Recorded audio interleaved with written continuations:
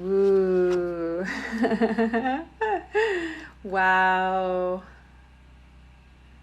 Wow. Oh my goodness. Right here. Look who's peeking out. Look at who. Look at. Wow. Aw, isn't that so beautiful? Aw.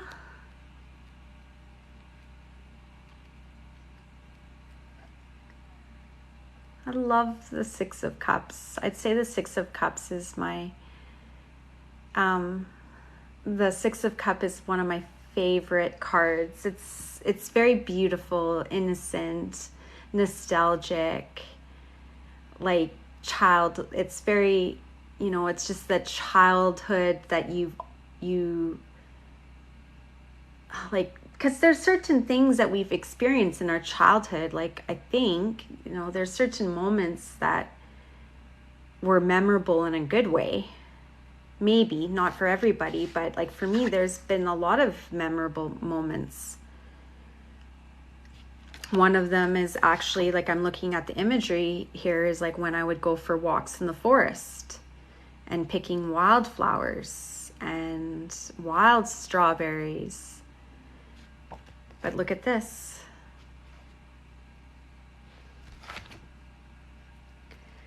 The world.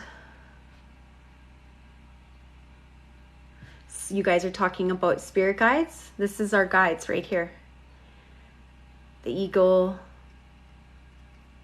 our spirit guide, the bull, and the lion. Nice.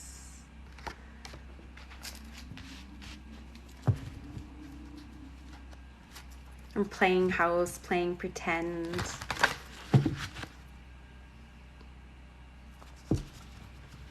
So then you feel into that. You just feel into it.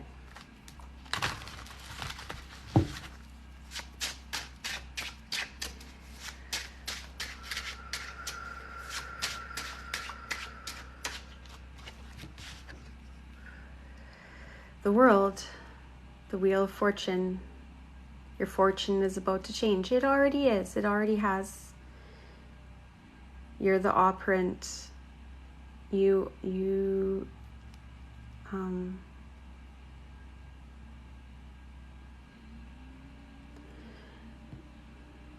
the one. It's basically, I also see with the wheel is like you holding an actual wheel, and driving. And then also here, like, same. Oh, look at this. Wow, this is the first time I've ever recognized this in all the years. Look at, it's the same animals, pretty much. But these ones have wings. The bird, the little boy or little girl with the wings. And then the bull. It's the first time I've ever noticed that in all these years, over 11 years now. Wow. I'm going to study up on that. There's a lot of imagery and symbolism in these cards. But the lion is that ferociousness, it's just like that presence. And then the eagle is seeing the situation from a higher perspective, which would also be suggested by the high priestess, because the high priestess is about obtaining information, drawing in the spiritual wisdom and like spiritual studies, which could also be represented by this person. And then also here, you can see that each one of these has books. So it's a spiritual studies.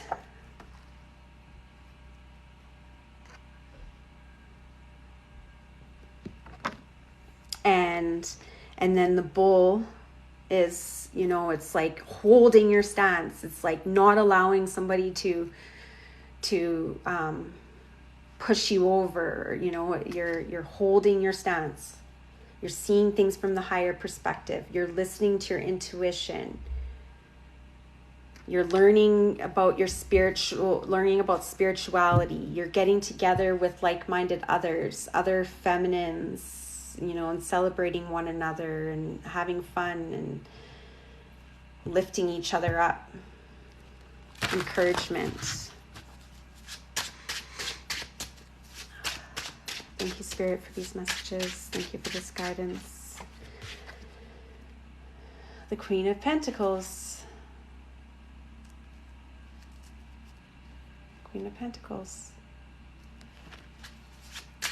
So the Queen of Pentacles is very welcoming. It's like, come into my home. Welcome. How are you doing? Can I get you something to drink? Come over here, and you know, this is where you can sit. And then you sit them down, and you're really good at like holding your composure and holding the space, and you're a good listener, and you're warm and comfortable to be around, and just very loving and compassionate and patient.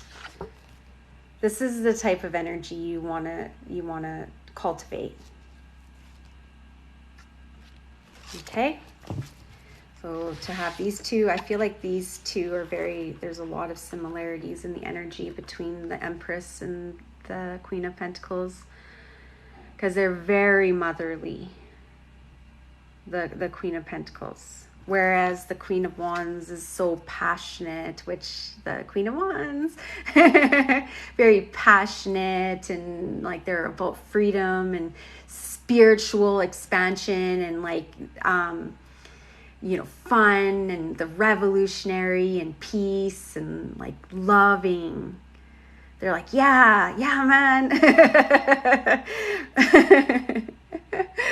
They're like, let's do it. And then the Queen of Pentacles is like, are you sure? I don't know. Maybe we should think about this. And the Queen of Pentacles, don't worry about it. It's fine. It'll be okay.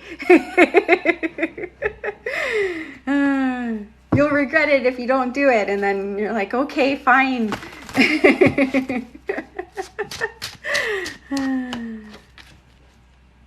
And then right here. Okay, so this is the masculine. The Emperor, the Empress, right? So you can see here, there's a little bit of, she's looking straight forward, and he's kind of looking this way. All right. So what needs to happen is there's stress and anxiety and overthinking and insomnia and nightmares. There's a lot of this spiritual growth right now, deep spiritual growth. And then, so this is what needs to happen before this energy can shift, where he's looking at the feminine and she's still holding her space, right? And then, so this is about the mists of Avalon. So it's like the masculine taking the feminine to protection, to another place that is safe. And then I just think of like going through the mists. But in order for these swords to no longer be blocking their vision, what has to happen is you have to get out of this headspace, the overthinking, the stress, the anxiety, the fears, the worries. And this is how to do this is through your spiritual studies. You're implementing spiritual practices. So I'd suggest 3, by the power of 3. So 3 things that you practice every day. So what are some things that you enjoy doing? What are some different healing remedies that you enjoy doing? Nice. I'm receiving all this energy, all this divine guidance. Nice. So like I have a whole list of spiritual remedies or healing remedies. And like the main ones are usually nature, exercise, hot baths with Epsom salts and essential oils. And then afterwards, like lathering your body with a carrier oil mixed with essential oil, and then saging, because the sage is almost like it's gonna like, your body's gonna be all oiled up with all this essential oils, and then you're gonna light the sage, and then the sage is gonna like sink into your skin. And so yeah, what did I say? The 3 things for maintaining your spiritual well-being. Well, your mental, emotional, physical, and spiritual would be exercise. What did I say before that? There's a whole list. I'll write it down. I have it wrote down somewhere, I'm sure. But just keep bringing it back to the moment. Oh yeah, nature, gym or exercise, and then hot bath. So basically that would be, because it would be like the implementation of like the 4 elements. The air, so nature, earth, which walking barefoot, water, hot bath, and then fire. So the fire could be about like even lighting candles in the evening, just like even 15 minutes before going to bed. Make sure you don't keep burning it. Okay. And then look at. Then guess what happens? You're a magnet. You're emanating love, and then love comes back. The masculine and the feminine in alignment, moving forward, clear direction. The protector,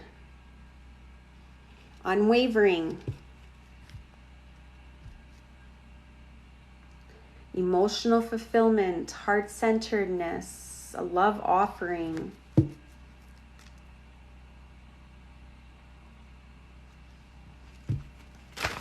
Yeah, okay, so now I'm being guided to talk about this, right? So it's eventually, like I really like this card actually. I really enjoy this card because I think about the Mist of Avalon. But it's like, okay, allowing the masculine to be able to take on the action role, right? Because so often we're the ones trying to, we take on that role. Okay, so then what happens here is there's this shift. And you have this victory, you have this like this celebration, this hip hip hooray victory. And that, what is that? That's coming together with the masculine. Because this is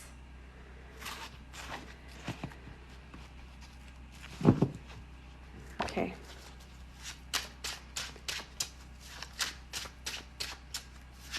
Thank you, Spirit, for these messages. Wow. Oh my gosh. Wow. That, like, you honestly, you can't get any better. Like, look at that. It's just like, they just can't get enough. And not only that, like, you become a magnet for all men or women. They just come in. They're just like one after another lined up. Give me attention. Like,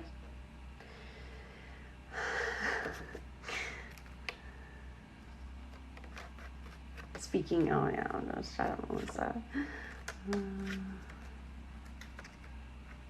Okay.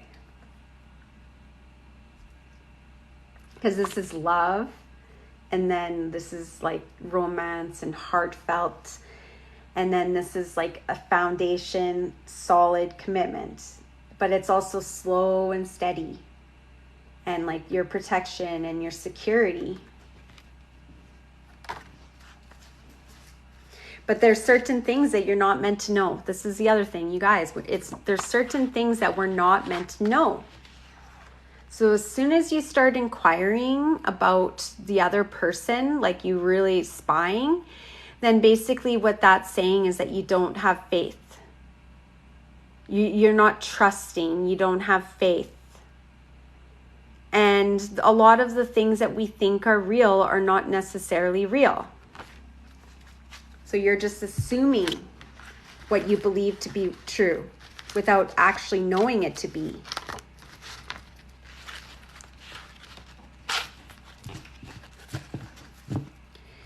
Okay, what else? See, magician. So this is basically the law of attraction, the law of assumption, working with all the 4 elements, implementing your spiritual practices, trial and error, cause and effect, working on the recipe, trying different things, self-mastery, becoming the best version of yourself, holding yourself to a higher standard. That's what that's about.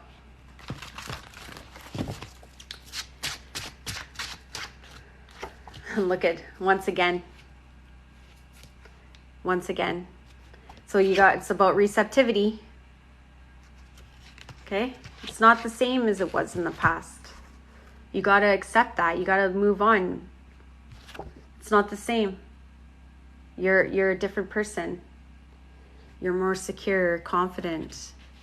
So it's safe for you to receive. Right? Because a lot of times you have those defense mechanisms. You feel like if I accept this cup, what am I going to have to give in exchange? There's this fear that you're going to have to sacrifice something if you accept this. But if you're manifesting and you're focused on the ideal outcome and you're assuming good things and you're being positive, then what will happen is you will have a balanced outcome. It will be just. It'll be fair. Whereas it won't be one person giving and the other person rejecting. Right? So you can have this. Keep doing what you're doing. I don't know what you're doing, but let's say you're doing all the opposite of what I just said for the negative versus the positive. You got to let go of that. You got to transform into a new way of being, into this loving energy, this compassionate and kind and intuitive and psychic and just very flowy. That's the energy you're emitting, this beautiful loving energy. And then it all changes.